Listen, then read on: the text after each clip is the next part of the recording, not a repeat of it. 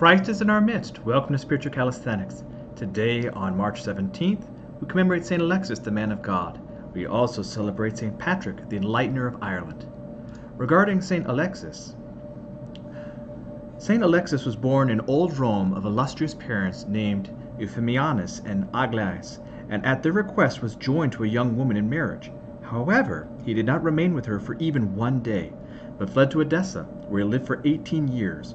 He returned to Rome in the guise of a beggar, and sat at the gates of his father's house, unknown to all, and mocked by his own servants. His identity was revealed only after his death by a paper that he had on his person, which he himself had written a little before his repose. The pious Emperor Honorius honored him with a solemn burial. The title Man of God was given to him from heaven in a vision to the Bishop of Rome on the day of the saint's repose. Though thou didst bud forth from a renowned and notable root, and though thou didst blossom from a city famed for her great imperial dignity, yet didst thou scorn all things as corruptible and fleeting, striving to be joined to Christ thy Master forever. Entreat him, O Alexis most wise, fervently for our souls. Happy St. Patrick's Day to everybody. Obviously, since we're in the midst of the Great Fast, we will not be celebrating with beer or corned beef. However, we will be talking about this great saint. St. Patrick, the Apostle of the Irish, was seized from his native Britain by Irish marauders when he was 16 years old. Though the son of a deacon and a grandson of a priest, it was not until his captivity that he sought out the Lord with his whole heart. In his confession, the testament he wrote towards the end of his life, he says, "After I came to Ireland, every day I had to tend sheep, and many times a day I prayed. The love of God and his fear came to me more and more, and my faith was strengthened, and my spirit was so moved that in a single day I would say as many as 100 prayers, and almost as many at night. And this even when I was staying in the woods and on the mountain, and I would rise for prayer before daylight, through snow, through frost, through rain, and I felt no harm." After 6 years of slavery in Ireland, he was guided by God to make his escape, and afterwards struggled in the monastic life at Auxerre in Gaul, under the guidance of the holy bishop Germanus. Many years later, he was ordained bishop and sent to Ireland once again, about the year 432, to convert the Irish to Christ. His arduous labors bore so much fruit that within 7 years 3 bishops were sent from Gaul to help him shepherd his flock. "My brethren and sons whom I have baptized in the Lord, so many thousands of people," he says in his confession. His apostolic work was not accomplished without much weariness and painfulness, long journeys through difficult country, and many perils, he says. His life was in danger 12 times. When he came to Ireland as its enlightener, it was a pagan country. We ended his earthly life some 30 years later, about 461. The faith of Christ was established in every corner. There are many stories that say that the idea of St. Patrick removing the snakes from Ireland is an allegory, meaning that when he came to Ireland it was full of the snakes and the venom of the evil one and pagan idolatry, and by his death he had cast out all of these evil things. Of note for us, which is very important for our spirituality, it is said that St. Patrick, in these prayers that he was talking about when he was a young man, that he achieved perfect noetic prayer, that he was able to connect with the uncreated energies of God and love, and was pierced in every ounce of his being. But it says that he, in his confession, was not able to experience that prayer again. So in other words, he spent his whole life through prayer trying to recreate that moment, that connection that he had with God. And so it is true, according to tradition, that he did again experience this great connection, but it is to show us that our lives are supposed to be continually moving towards God, and St. Patrick of Ireland does that for us. It is also of note that oftentimes we see St. Patrick dressed in green, which is of course the colors of Ireland, and also because of the clover that is always around there, the 3-leaf clover.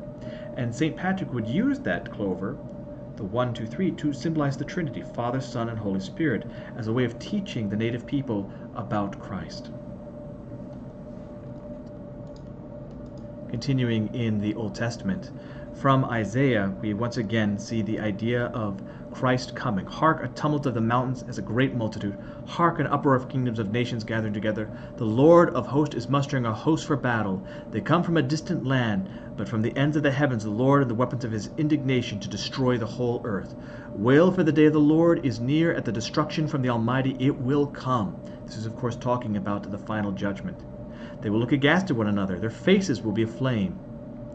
The day of the Lord comes cruel, with wrath and fierce anger, to make the earth a desolation, and to destroy its sinners from it. For the stars of heaven and their constellations will not give their light. The sun will be dark, and its rising, and the moon will not shed its light. I will punish the world for its evil, and the wicked for their iniquity. I will put an end to the pride of the arrogant, and lay low the haughtiness of the ruthless. I will make men more rare than fine gold, and mankind than the gold of Ophir. Therefore I will make the heavens tremble, and the earth will be shaken out of its place, the wrath of the Lord of hosts in the day of his fierce anger. This, of course, talking about the final judgment of the world. And as we continue, speaking of the wrath of God, on the 7th month, on the 17th day of the month, the ark came to rest upon the mountain of Ararat, and the waters continued to abate until the 10th month. In the 10th month, on the 1st day of the month, the tops of the mountains were seen. At the end of 40 days, Noah opened the window of the ark, which he had made, and sent forth a raven, and it went to and fro from the waters, and were dried upon the earth. Then he sent forth a dove from him, to see if the waters had subsided from the face of the ground.